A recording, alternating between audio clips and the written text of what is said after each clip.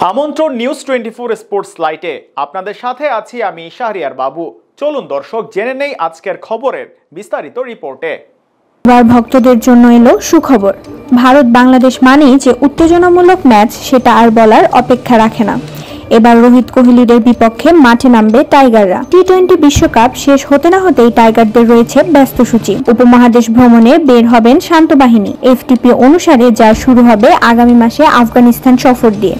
যদিও আফগানিস্তানের ম্যাচগুলো ভারতে অনুষ্ঠিত হওয়ার কথা ছিল, তবে গুঞ্জন উঠেছে এই ম্যাচটা খেলতে চায় না বিসিবি। এদিকে আফগানিস্তানের সিরিজ হোক বা না হোক, অন্যদিকে সেপ্টেম্বরে ভারত সফরে গিয়ে টেস্ট ও টি-20 সিরিজ খেলবে বাংলাদেশ। যদিও ভারত সফর নিয়ে খানিকটা শঙ্কা ছিল, কারণ কবে নাগাদ এই সিরিজ শুরু হবে তা চূড়ান্ত ছিল না। অবশেষে বাংলাদেশের বিপক্ষে সিরিজের সূচি প্রকাশ করেছে বিসিসিআই। গতকাল ঘরের মাঠে পরবর্তী 3 সিরিজের সূচি প্রকাশ করেছে বিসিসিআই। সেখানে দেখা গিয়েছে টাইগারদের ভারত সফরের সূচি। এ সফরে টাইগাররা 2 ম্যাচ টেস্ট সিরিজ ও 3 ম্যাচের টি-20 সিরিজ খেলবে রোহিত বিরাটদের বিপক্ষে।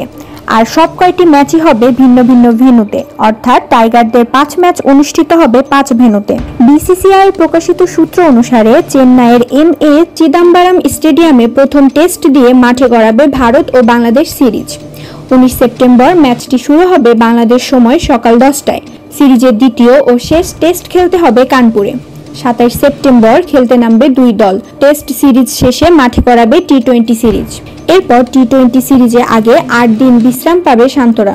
যদিও সেই সময় কানপুর থেকে ধর্মশালায় ভ্রমণ করতে হবে তাদের। 6 অক্টোবর মাঠে গড়াবে 3 ম্যাচের টি-20 সিরিজের প্রথম ম্যাচ।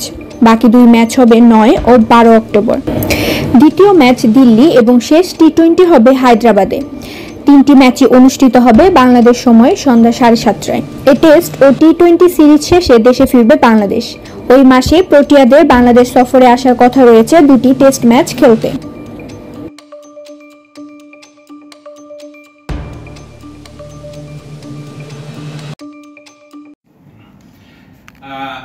আসলে সত্যি কথা বলতে কি, ম্যাচ পারফরমেন্স নিয়ে কথা বলতে গেলে যে ধরনের যে ব্যাকগ্রাউন্ডটা করা দরকার ওটা করা হয়নি। বাট আমি আপনাদের প্রশ্নের উত্তর দিব সব, ঠিক আছে?